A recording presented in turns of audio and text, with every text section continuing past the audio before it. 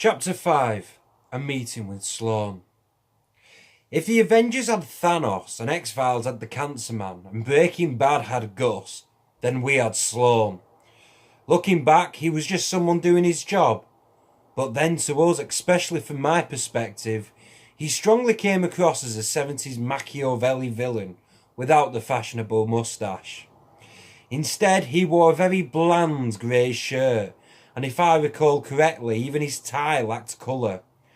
And not forgetting his ever rectangular glasses. Whether or not it was my imagination doing overtime yet again, or he genuinely was like this, but he always came across as a Bond villain, if Bond villains swapped white cats for Matalan shirts, that is. But there I was, reluctantly following him to his office. He would always begin by talking to you in a calm manner. But having been to Sloan's office as frequently as I did, I developed a technique that seemingly tended to diffuse the tension. If I ever noticed Sloan began to speak in a very assertive manner, I would ask how he was or how his day had been.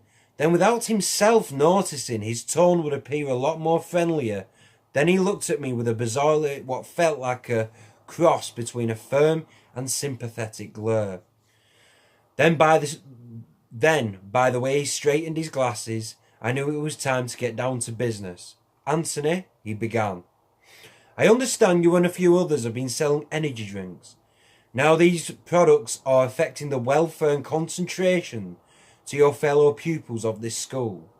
Now I will need the names of others who have also been doing this type of enterprise. Sloan could already see the reluctance in my eyes. By the mere thought of standing there, getting my friends into trouble almost sickened me. Then he walked behind the desk, his hand lingering over the office phone. If you fail to cooperate, then I will have no choice but to ring your parents. All of a sudden I was stricken with a slight fear. But then my imagination is yet again doing overtime. You see, in my mind, as silly as this sounds, this wasn't an office where Sloan was trying to get information from a socially awkward student. This was Luke Skywalker in the custody of the Emperor. And I thought to myself, would Luke Skywalker give up locations of the rebel base? Would he shite? So I myself must remain strong. And all he got from me was stubborn silence. As a reader, you may laugh at how I seemingly constantly compared my life to complete fictional events, and I would completely understand if you did. But this is how I genuinely coped, and even found an amount of bravery. You see, out of Sloan's ignorance or lack of understanding, or maybe he just didn't care. But Sloan wasn't simply asking for names. He was asking me to potentially risk losing my friends, the people I've grown so much to care about. He was asking me to, dare I say, risk my happiness. And that I just couldn't do. So obviously I would prefer it if Sloan didn't ring my parents. But the alternative had a price I couldn't simply pay. Sloan didn't get anything from me apart from admitting that I was selling energy drinks myself, which to his annoyance was information he already knew. He had to make an example out of someone, I thought. It might as well be me.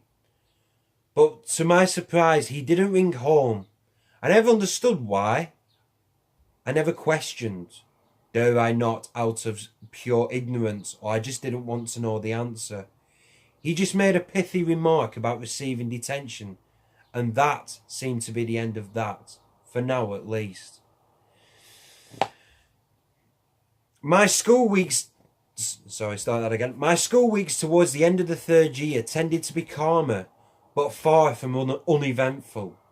I found myself alongside Danny's crew, we was bizarrely having territorial disputes with the year below us in the AstroTurf.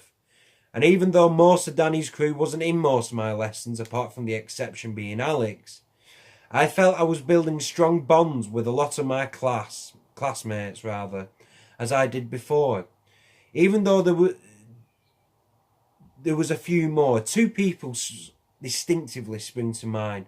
Ella and another girl called Fallon Hilton. Even though we had our cliques on the school grounds, it's safe to say that over the years of continuously being in the same class, We had built a mutual respect for one another. But randomly enough, the most bizarre memory I have around this period, and strangely probably one of the most happiest, is the first time I bought a gobstopper with Alex after a day of school. And this particular gobstopper lasted 3 days. It was the size of a cricket ball. I distinctly remember lobbing it at the wall of my bedroom as I got fed up of continuously trying to get it to change colour. But as Boy George was blurring in my room telling me about a certain chameleon, the gobstopper shattered in many colours.